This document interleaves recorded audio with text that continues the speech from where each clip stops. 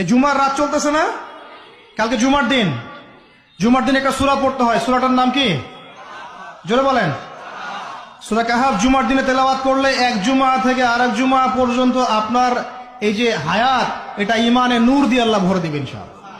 আর এই সূরা কাহাফ আপনাকে দাজ্জাল থেকে বাঁচাবে। আসসালামু আলাইকুম, সবাইকে জুম্মা মুবারক।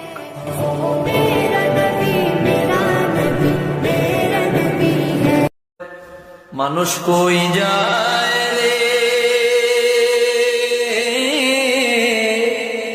দুনিয়া ছাড়িয়া, মসজিদের পালকি আইনা দুলা দেয় সাজায়া তারে জনমের লাগিয়া। মসজিদের পালকি আইনা দুলা দেয় সাজায়া তারে